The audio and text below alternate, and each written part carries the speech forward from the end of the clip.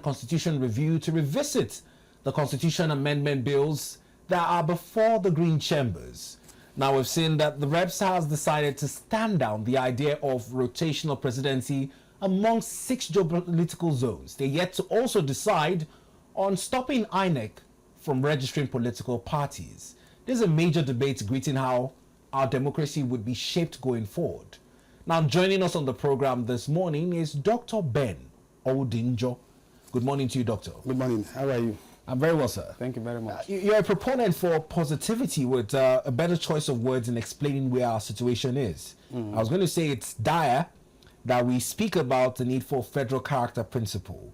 But when it comes to the need for every region of the country to have a shot at participating in this idea of national unity through governance, it almost seems as though some tribes' allegation that they've been long marginalized, and it seems as though Nigeria has sworn against giving them a chance to rule this country, seems to be taking the light of day.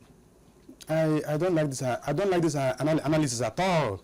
2 points you've made. 1, taking a shot. 2, democracy is about numbers. It means you are not what you've said. You're not talking about merit of it. Who is the best that can deliver the country? We're talking about, how do we decide merit, Doc? By popular vote.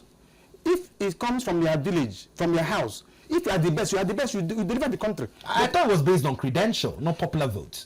Popular vote has to be based on merit. People who are going to vote for you are supposed to be people who are voting for you based on your merit. Not based on some people sitting somewhere, determining, sharing the national politics. That is why we are like this. You said based on regions, taking shots at. Meaning it is turn by turn. No. It is not supposed to be like that. It's supposed to be merit. It doesn't matter where you come from. Okay, I will not one.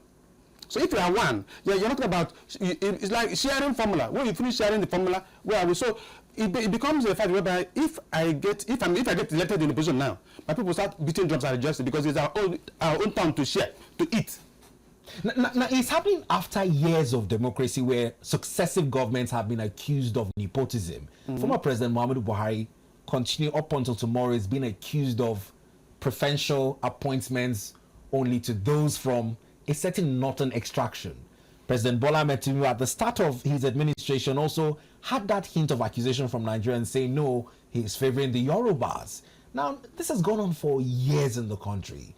At this point, some persons felt that going forward with the rotational presidency, that marginalization of having certain appointments only favoring certain regions would shift, or like they say, would get to their turn. For what you've said, I have a problem with it. It means that in Nigeria, politics is shallow, totally shallow. Otherwise, well, you have to measure it based on the impact it has on the people. Politics, public policy, administration, all of them must be based on how they have been able to move the masses forward. Now, Nigeria is suffering. So, as far as I'm concerned, I'm going to be judging governance based on the life expectancy of people, the development indicators. All of them are ringing low. So we're talking about where you should locate presidency or not locate presidency. When it is failing, during Buhari's time, did we not suffer? Are we not suffering now? So it means it is foolhardy to be repeating something and expecting another result. This is what we're talking about rotating presidency. I think going to worsen the situation. It means we're going to go down more, down deeper. My earlier guest on the show had argued in the opposite. He said that, take for instance the academia, you have persons from different geopolitical zones who have been able to achieve some level of certification or have even gone on to be professors, doctors and whatnot. And when we come for election, these are the persons we appoint as resident electoral commissioners to oversee the process of this selection. So why is it different that when it comes to giving them an opportunity to also participate in administering governance, the conversation changes in the opposite? Let me go back to the basis. Remember, prior to independence, there was, without mentioning names, there was an attempt to let Nigeria develop at its pace in terms of regions. The moment we miss that point, Nigeria will be now going through what Charles Lindblom talks in public policy about wobbling through. So you have kept the country on a wobbling status. What you have said is going to keep Nigeria wobbling like a locomotive engine. Instead of flying like an aeroplane, we're going like caterpillar. You know caterpillar? train. Locomotive motion. This we have said, we keep Nigeria on a locomotive caterpillar. Caterpillar now, are you not feeling it? See, simple thing. It doesn't matter what you say. What matters is what is the impact. In public policy, you look at public program implementation, program planning, implementation, evaluation, and then feedback mechanism. So you are only talking about planning and implementation. What about evaluation? We have to catch you from evaluation point of view. And we're saying we are ringing low. This is what I'm saying. Do you know how people are suffering in Nigeria? Do you know the poverty rate? Do you know the mortality rate? Do you know the educational rate? Sweet jam you mentioned. It is really low because of these things. And we're saying in Nigerian politics, the National Assembly, in presidency down, is shallow. And that's why we're suffering. Despite the resources at the disposal of Nigeria. So the argument they're trying to make fails. Totally fails. Now, Doc, if you were to be part of this Constitution Amendment Committee, would you look at it from the angle of rotational presidency as one of the topmost agenda? Are there no other issues of our Constitution that could be better amended to birth the Nigeria that former President Olusegun Obasanjo says should be the Nigeria of our dreams? These are rhetorics. If I am part of it, I will look at development indices. Those who have been ruling Nigeria today, are they better off? We have been from the part of Nigeria that have been ruling for years. If you look at the indices, you see that they are higher, but are they better off? So it has to be, if I'm part of it, I'm going to be looking at what are the development indices? Who can meet these indices? My stomach does not bother where it comes from. If I have no money to feed, I have no money to pay my students' school fees, I have no money to sustain a minimum standard of life. You see where it comes from, that is the problem. So Nigeria is getting it basically wrong. Otherwise, why are we suffering? From 1960 to date, we are simply like a sleeping giant. So I have a problem with the arguments we have in this political space. We are chasing the shadows. We are talking about being able to do rotational presidency, federal character.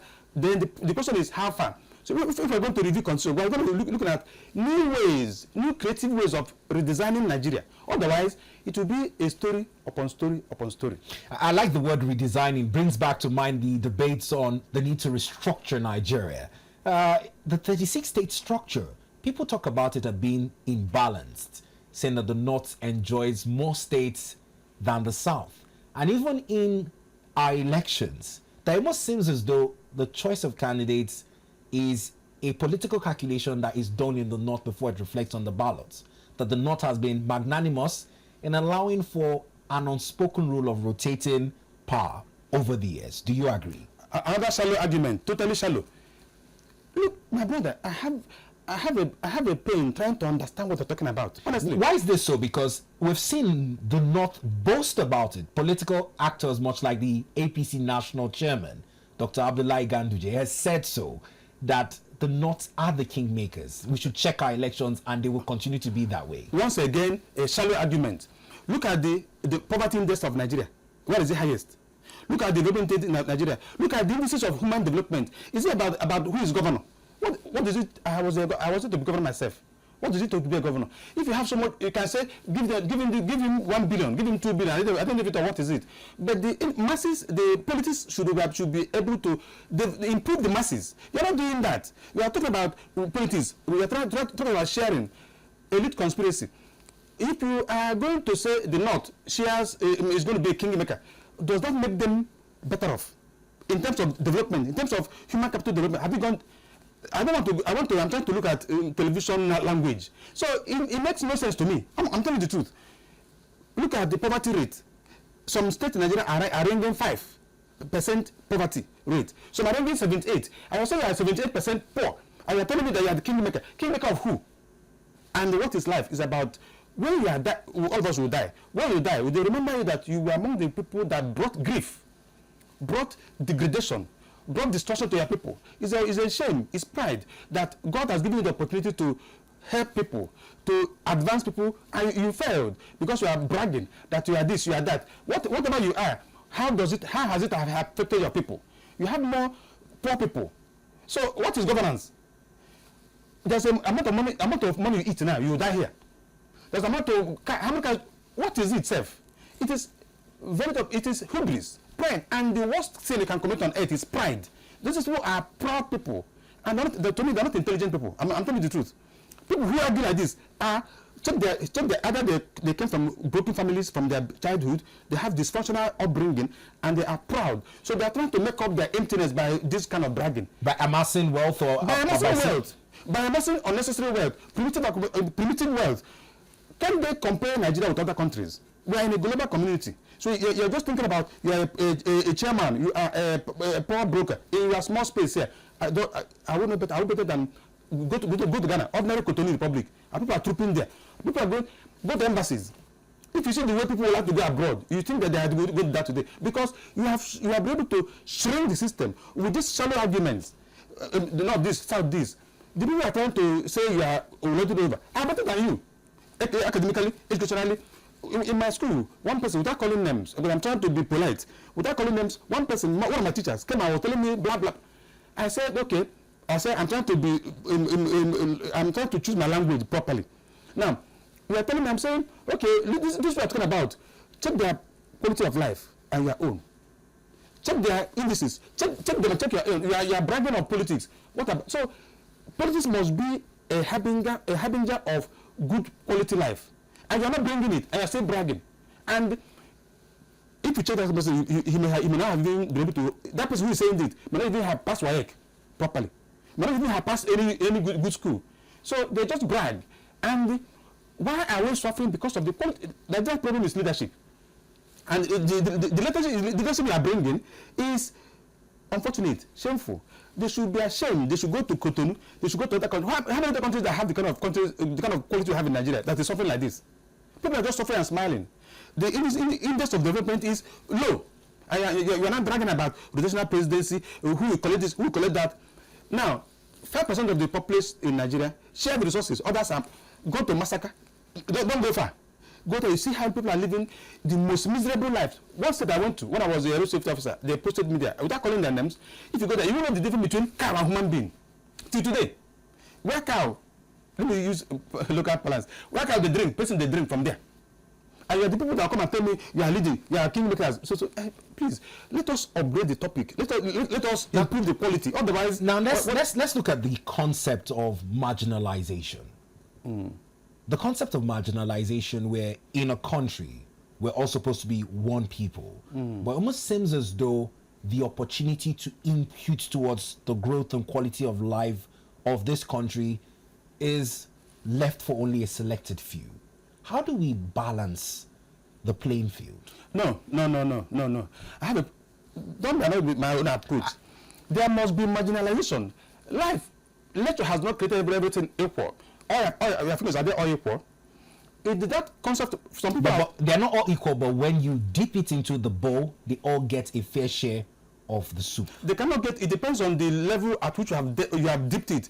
Because the country's leadership have not been able to dip it deep enough. That's why they're not getting it enough. So if I put it small, but if you go far, so leadership have not been able to get to the deep structure analysis. Now, that marginalization, those who are marginalized and those who are who is better? Tell me, those who are marginalizing you are better than me. What does it make? When you say better, I'm trying to understand the yardstick of measure. In terms of human development index, in terms of quality of life, in terms of poverty rate, in terms of education, in terms of anything that human beings can do ever. You're better than me. Maybe I should start crying. Is it better that... Why I ask is because each of these geopolitical zones are plagued with their own unique insecurities, be it in the southeast where they sit at home, be it in the northwest where there's Boko Haram, or the middle belt where there's farmer headers crisis. They all suffer from one level of insecurity or the other. There's almost no region in Nigeria where there's no form of insecurity. So when you say better, it almost seems as if it's the sample size, individual differences, other than a collective group where we can actually say that this group is thriving based on the indices you've mentioned. Let's start from somewhere. Let's say, what is insecurity? Or what are the types of insecurity in Nigeria? They are, to me, basically political insecurity. So because you are playing politics in Nigeria, somebody in Nigeria, this country, had said, someone without calling his name, said that some of these people are imported in the country. for political purposes. So they have spread, before it wasn't like this now. It's a sponsored terrorism. It's sponsored political something. So since it's not a question of prebendalism, it's a question of people struggling. So you have to keep the insecurity to sustain their political empire. So it cannot go. But I think, Victor, my concern is, to what extent has it improved the quality of the human being in Nigeria aggregately, at the macro and micro level? You said that some people are better than others. Even those who are, I want to be marginalized, so that it pushes the boundaries of creativity. Because necessity is mother of invention. If I am at my comfort zone and I know that every month one small commissioner will go to Abuja and bring billions, we share it. I go and marry more wives. Then another month you go and share another wife. I have I'm just trying to be polite. I'm saying, I think Victor, that marginalization has made some people better, because it has given them capacity to go dig deeper. Now, those who are marginalizing have fun. So to me, marginalize me, please. You marginalize me now, so that it will enable me to go into my deep recesses of my intellect and find new ideas. So it will never be over. Since some people are, if you talk about politics, some are more in number, population. So they will try to use it and oppress the other ones. Having said that, forgetting that politics is about being in governance, doesn't really improve their quality. It depends on, it has to be your own scale. So by the time they feel they are marginalizing, to be able to have their opportunity to access the resources of the state. Having resources alone, without being rent-seeking, being able to just eat money from government without being productive, makes you even poorer. So let this, if I'm part of the policymakers, I would say, let marginalization be part of the policy of government. So that if I want you to improve, see, if you don't have food now, if you're hungry today, tomorrow you have another idea. You go deep into your skills, into your capacities to find food. But if you know that every morning you come here, they give you food, so you are not driven to creativity. So let us put it in the constitution. Everybody must be marginalized. Otherwise, we'll just be laid back. Now, history has given us scenarios that we should not toe back into. One of it is the Civil War. And part of the issues that saw the Civil War also stemmed from the ideologies or the proponents that convinced a lot of persons that they were marginalized, and one way that they had to speak out was by taking up arms.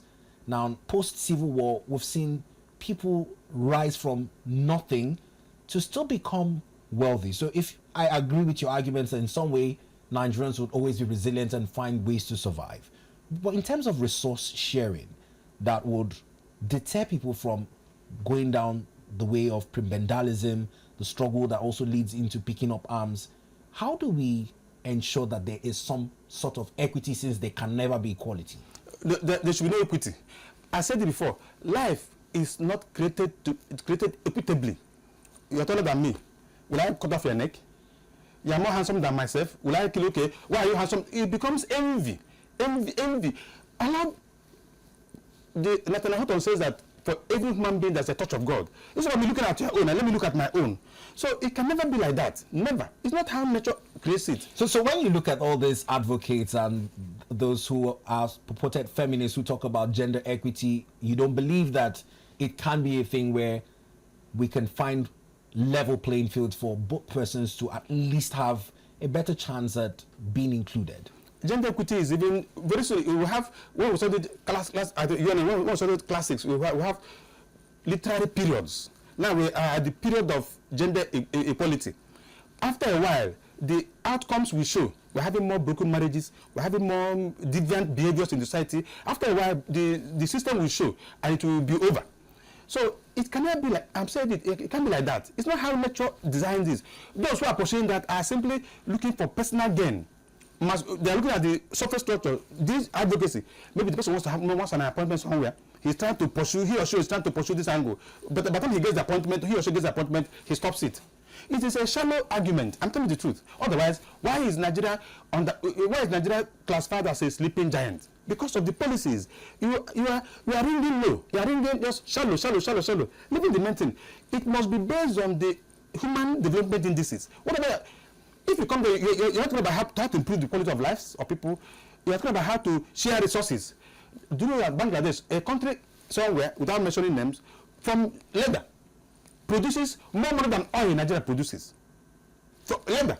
Some countries, Bangladesh, the leather, shoe, they make more money than oil. Now, Niger State, they see the landmass more than Royal Netherlands. They can't even feed themselves, not talk of Nigeria.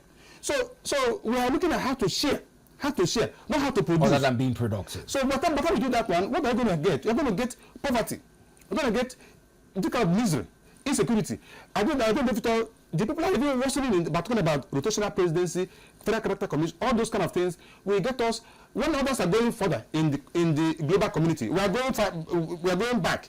But how do we solve the problem, knowing now that the parliament, which we have here in Nigeria, the Senate and the House of Representatives, where these decisions that would affect the majority of lives are now, with the clause of 2/3 of the House in terms of their voting, subjected to party defections.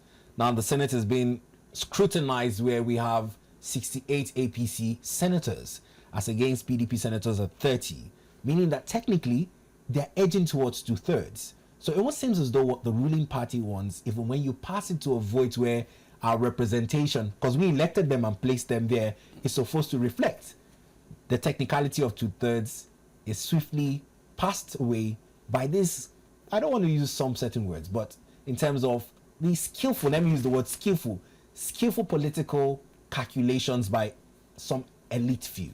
No. You are giving these people too much credit, these politicians. I've told you that these politicians are shallow in their approach. Let me tell you something.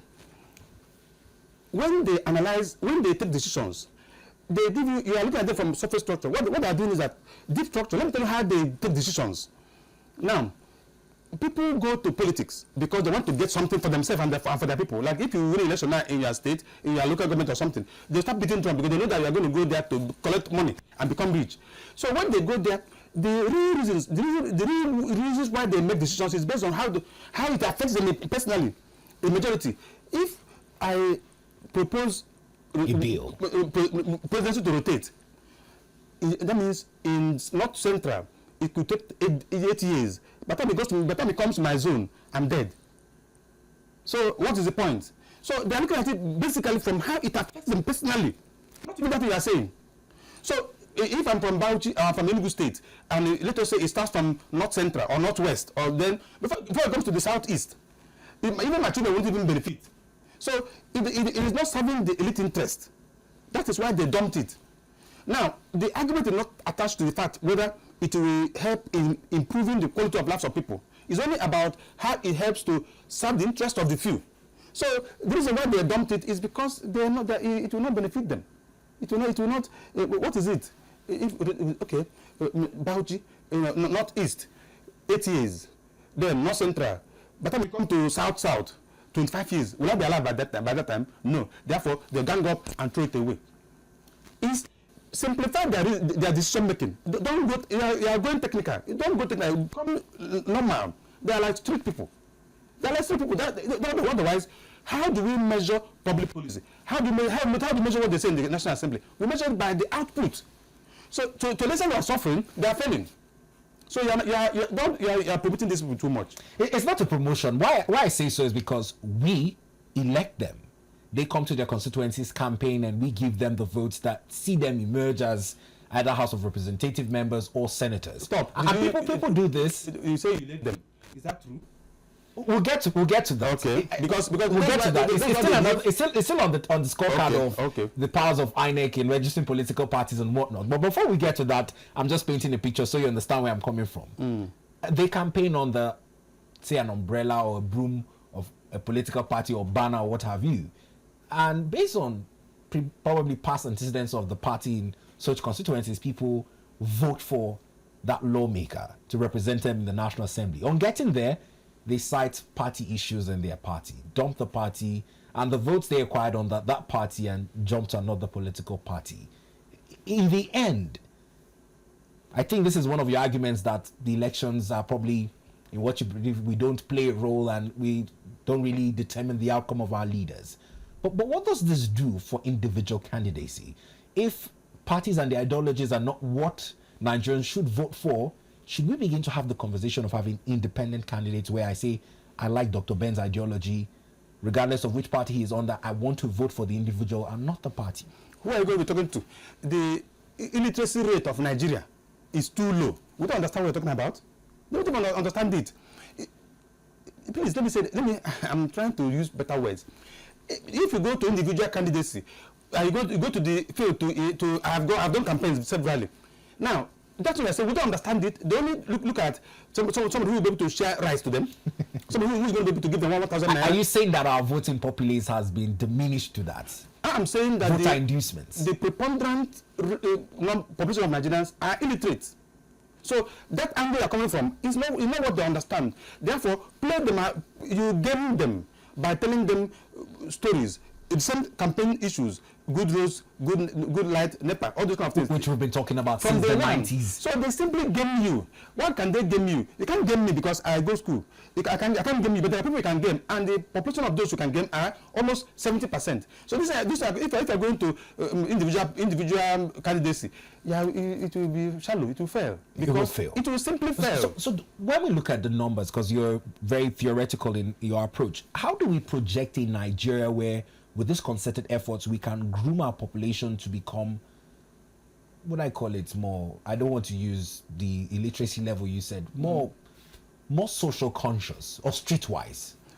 Nothing you can do about it, except one thing, time. Even empires come and go. Strong men come and go. Situations come and go. So it will human evolution, it will evolve to the extent that everything will wipe out. A new chapter will come out. How many years would this take in your projection? 100 years. I'm telling you the truth. 100 years. China has been there for 5,000 years. It's not okay, how do you start? Is it by elections? Is it by political? It's not this we see.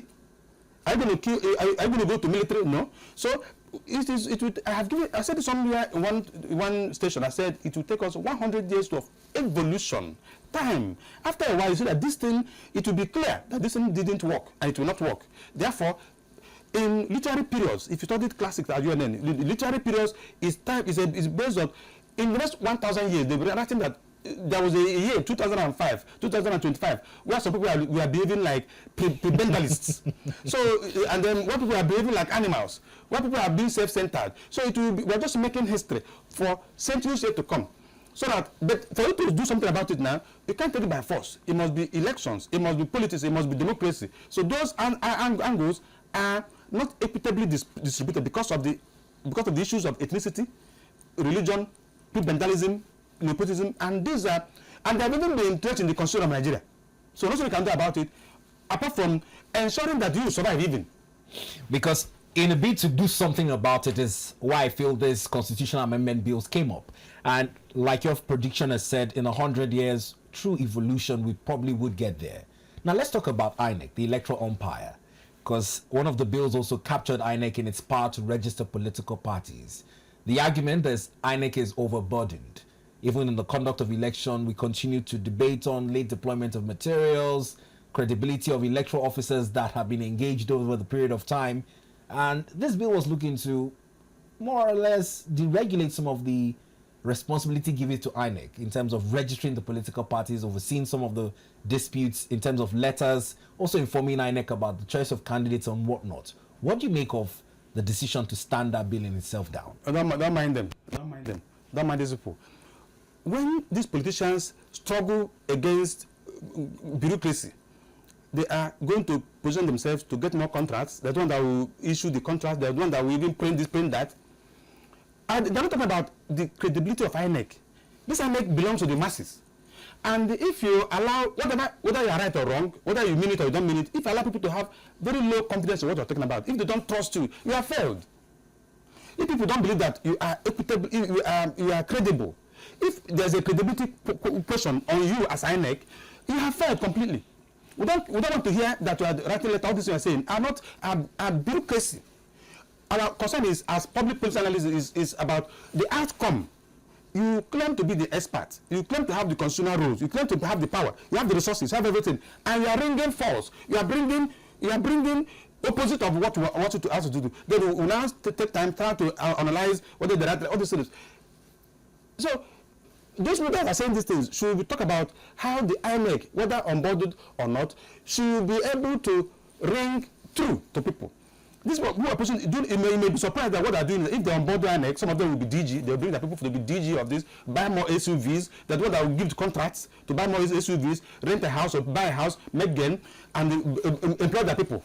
That you may be surprised is the reason why they are pursuing this. Otherwise, the whole essence of INEC is to deliver credible results, credible elections.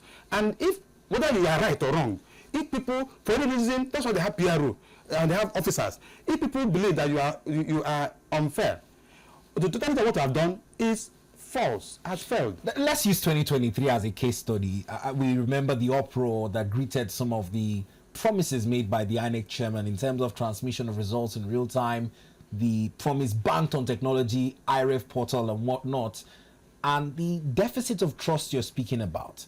How do we right some of these wrongs going into 2027? Nothing you can do about it. Nothing you can do about it at all. If I'm not saying INEC gamed the masses, I'm saying if people believe, because in public policy, perception is key. If people believe wrongly or rightly that you gamed them, then you have failed. Therefore, it is left on INEC to do the right thing. But the question is, would they do the right thing? Because they are driven by ethnicity, they are driven by prebendalism, they are driven by other factors except human capital development.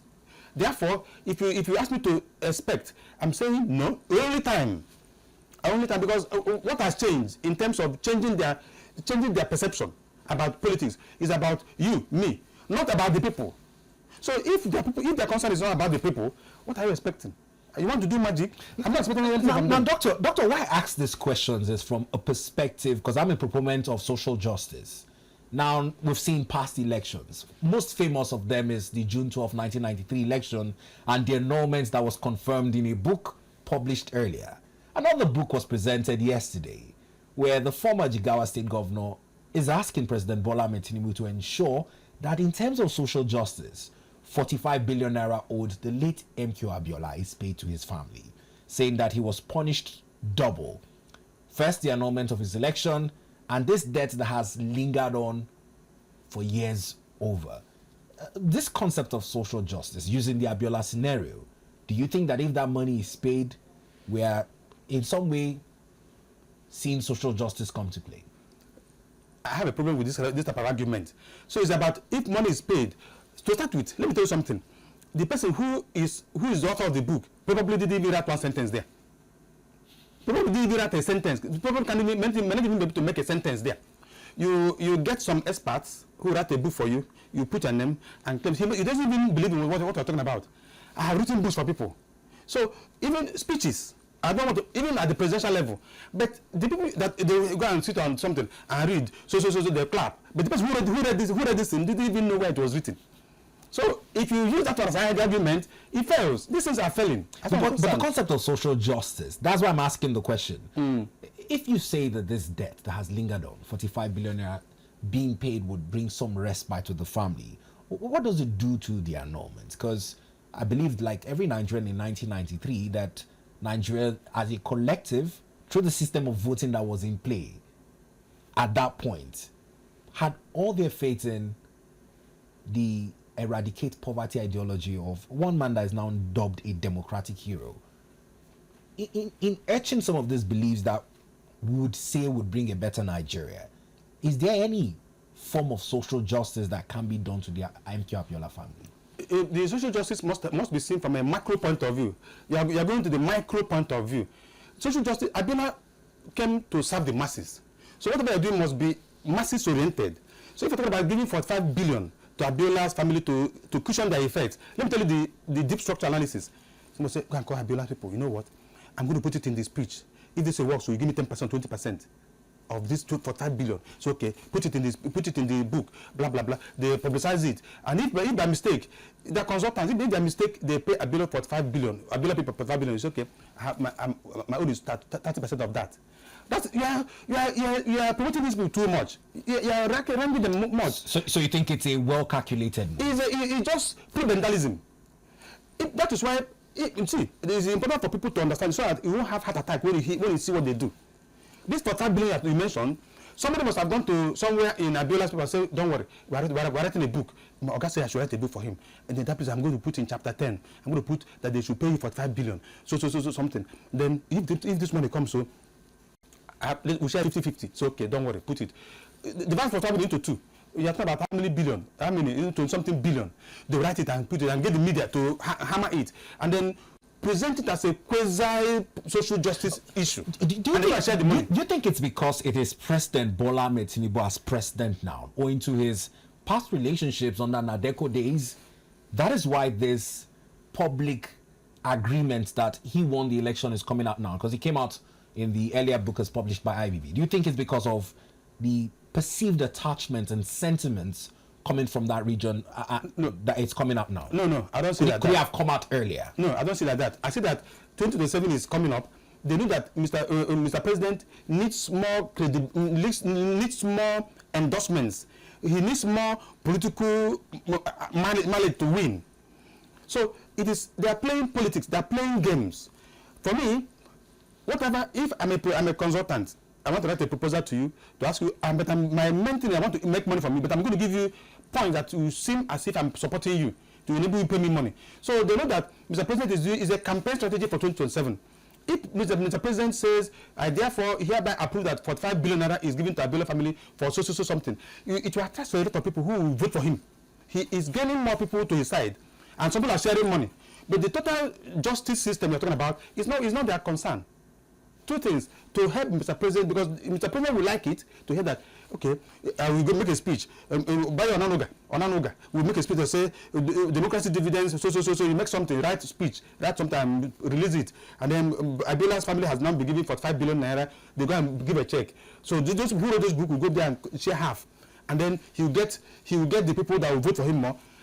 If you go beyond that, you are failing, because there's not what they're thinking about. They're thinking about sharing money and getting politics. Social justice, nobody what they want to hear.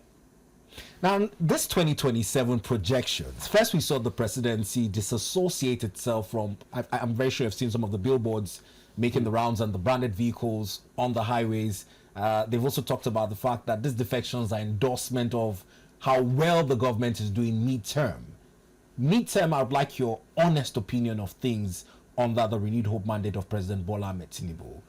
Do you think he has the backings of Nigerians for a second term, or do you think that it's more of the elites who are drumming these drums in terms of what you say, in terms of the money sharing formula and what they stand to gain? I can assure you that because of the shaking, I'm struggling to find I'm trying to find words that I will not be dangerous. I'm trying to select words so that I will not say something that you can push me away from here. I'm trying to say that because the presidency is not sure, it's not at grips. The suffering from people is high. So that is why they sponsored the rogue things we have said. I told you there's a rogue public policy strategy where people go behind, do something and deny and watch the outcome. It's like testing the waters. So that's why those denials is because of the fact that they want to test the waters and know this thing. But ordinarily, people are suffering. A preponderance of people in Nigeria are suffering. If you say the truth, what will happen to us? I'm saying that the president needs to up the game. But will it be possible? It won't be possible because the system we are running in Nigeria is an elite system. It's a predominantly prebendalistic country where the masses are receiving palliatives, and then the few are the ones giving palliatives. The people who do public policy for presidency and the bureaucracy are people who sit down and see the public policy from their own point of view, not from the point of view of masses. Therefore, the masses will be at the receiving end, and it ends up that the masses are the ones that will be able to do the vote. So they now issue out crumbs. It's like bait. You want to catch a fish, you put a bait like that. So it becomes a game situation. They are gaming the people. Otherwise, why are we suffering? If we claim to have the kind of resources we have in Nigeria, human material, why are we? What? They don't know the suffering. Do you know the suffering we have in Nigeria? And this is because people are smiling and suffering. So in the system, it will not change because of the fact that it has been the elite all the time. Look at all the policies of government. It is about elite. Mention them. I have analyzed all of them. So by the time we do that, is that people are now stranded and waiting for time. Thank God Nigerians are not people of violence. So that's my answer. I'm just trying to be polite. But do you think 2027 he stands a strong chance of re-election? It is people that will decide that. It's not me that will decide. But I'm saying, from my point of view, as a man in the system, more needs to be done to make people, to convince people that this way is where to follow. Because Mr. Bode George thinks that these defections, people are saying that is strengthening the credibility of APC ahead of the elections, would not work for them. He says that the Nigerian voters, in as much as they might be not so in tune with the street sense that is being done by the elites, in your words, would not vote for political parties. No. It is not Bode George that will say. Who does the voting? Who does the voting? That is why I'm talking about voter apathy. I'm saying that, is he saying that he may not, because he said mass will not vote. He didn't say who will win. It's a question of who will win, not who will vote. So if these people at the National Assembly, the UNN people, they're not talking about credibility. They're talking about other things that detract from the issue. So it has to be equipping the masses to be the one that will determine those in power. But if you equip the institutions, not the masses, you find out that there will be trust deficit. And when that happens, it boils down to what I've been saying before, that it's a function of how people survive. Governance fails when the people you're leading are living below poverty line. How many people can afford 3 square meters a day? Go and buy food today. Food. Now that you have food matters, what else do you want until we're inside our grave? When people cannot even feed themselves, 90% of Nigeria cannot, because of insecurity, this and that and that. If they can't feed themselves, and you're giving us policies, people are interested in how to survive, not what you are saying. So there's a chasm existing between governance and the governed. So Bode George's analysis, to me, is by the side, because he's being sarcastic. He is saying the masses will not vote. He didn't say who will win, because you can sway a vote or you didn't vote, and the institutions are not strong enough to command respect and trust. So these people are talking about rotational presidency and INEC should ensure, if they are sincere, to ensure that people trust INEC, that the systems are transparent and accountable. If they're not transparent and accountable, therefore, it means that we're going through what Professor Charles Lindblom talked about, modeling through. We are just modeling through, waiting for time, waiting for evolution. Now, you mentioned something key there, which a lot of Nigerians would agree with you, the need to put an end to this insecurity to also ensure food security for Nigerians. The National Assembly, again, the onus always lies with them, have been deliberating on the need for a national security summit. Some stakeholders have kicked against the proposal. Some are saying it would only just be a public charade in terms of meeting to dialogue, but in terms of preferring true solutions to ending insecurity and ensuring food security for Nigerians, it needs to be more than just a national security summit. I don't know where you tilt to in that debate. You are promoting these people too much. Do you know that? Are you a public policy analyst? Do you know what they do? When they are talking about, when somebody writes a proposal, give speaker, they want to do a national security summit, they are looking at those who are going to do the feeding, who are going to do the contracts, that money they want to collect. If you want to do national security summit, start from yourself. Let us see the impact you have in your constituency. Let us see the kind of base you bring. Let us see your debate. Let us see your role you will play in sustaining democracy in Nigeria. Not in this kind of quasi public policy instruments where they are only looking for how to, like now, I want to give a proposal. My main concern is to make money. The moment I make the money, I bounce it. That's why I have a lot of abandoned projects, abandoned stuff. They want to share the money and buy more jeeps. So the National Assembly should, the members, they have to mutate, they have to change, they have to be more mass-oriented. They believe, wrongly or rightly, that the powers do not necessarily lie in the masses. It lies in institutions. So they shuffle among themselves. They are looking at which party will be able to. They are just elite conspiracy to limit defect. Not defecting because this new party has a better policy or has a better mandate or manifesto from my constituents. It's a question of where he can go and be protected further. he can go and be in a position to get contracts, travel abroad, get more money, get more patronage. So if he fails, but if he's not failing, why can't we even put ourselves in Nigeria? So this is what I'm saying. I'm having a problem with it. Over 15 to 20 years down the line, we're talking about something that gained promise in 2010, where the group was identified as Boko Haram. Now there's a resurgence in Yobe and Borno. They're not just going after civilians. They're strategically attacking military formations and bases in this area. What would be the best approach towards dealing with this form of insecurity in the Northwest? The best approach is, first of all, appreciate the type of insecurity. Is it a political insecurity? Is it a religious insecurity? Is it a financial insecurity? In your analysis of Boko Haram, where would you peg it? Political and religious. Political, because we heard it, my ear heard it, when somebody said these people were imported. And in that same governor place, somebody was using them for political purposes. Isn't that the truth? It's in the news. There's also been ties to illegal mining. So it is, first of all, they were empowered politically. Then when politics finish, they have to look for other sources of income. They go into kidnapping, they go into marauding, they go into crimes and the other dangerous activities. So you have fixed political insecurity in Nigeria. It will stop. It won't stop.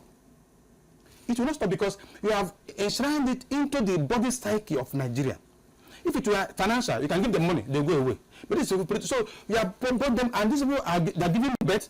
They have acculturated themselves. They're giving birth to children. So it's a space as we are improving. They're improving too. It won't stop. And it's being tagged under sponsorship because reports have it that even the weapons they are wielding are more sophisticated than the armies. Therefore, it means they are being sponsored for what purpose? It's not for political something. If I want to, if you know that I have power of violence, you run. Each of us are contesting now, and I suggest to you in one way or the other that I have power to do you down. You run. So it's an instrument of intimidation. So it will not go down. It will not go away. I can tell you the truth of the matter. It won't go down because it is political in nature. If it were maybe because of mining, if mining finish, they will go. If it is religious, you can change the politics because it is part of the status quo antebellum of a country to play politics. Therefore, as you mutate, they mutate. As you change, they change. What will you do to them? If you bring the whole Nigerian army and go and freeze them, as you freeing them, others are even coming up. They are gradually even so the only thing we're talking about is like road traffic accidents. You can't say how can we eradicate it. We're saying how can we minimize it. For these Boko Haram people, you cannot stop it again. You can only keep it to a minimum standard. So what do we do to first of all? It has come to stay with us. It's come to stay with us because you have injected. It's like now, if I bring something and inject in your system, I ingest something in my blood now. How can you remove it? It has been part of me. So we're not looking at how to reduce the impact, the effect. So it has come to stay with us. We can say the truth of the matter. It has come to stay with us. Why? Because you have injected it into the body system of Nigeria. So what do we do? Since those who call the shots, if they appreciate that this thing is injurious, what do we do? How to mitigate it? Otherwise, you cannot. You cannot stop them. It's now part of our body, of our system in Nigeria. Well, Dr. Ben Onwudinjo, always very polemic in his approach to the issues in the news. We appreciate you for taking our time to share your thoughts on this issue. Thank you very much. We have to look at, I look at it from the deep, anything we have, public policy, you have to look at the surface structure and deep structure. I deconstruct public policy from deep structure. But you're looking at it from a surface structure. If you do, policies are like actors. Politicians are actors, lawyers, politicians are pastors, they're actors. So when people act, they are only doing show, drama. So if you follow what they are saying, you make a mistake. You have to follow what they are not saying. So I analyze it from what they are not saying, so I can get the result. Otherwise, you have a heart attack thinking that they are telling the truth. Well, quite interesting predictions he has made. He has said he has given Nigeria 100 years to evolve, where some of the challenges that we grapple with now will be long forgone. And that when Nigerians go to the polls in the next 100 years, they'll be able to vote for leaders based on credibility and merit, with the issues of a recent spate of defections and the House of Representatives turning down the proposal for a bill that proposes rotational presidency amongst Nigeria's 6 geopolitical zones. This conversation is available for you to watch it on our YouTube channel.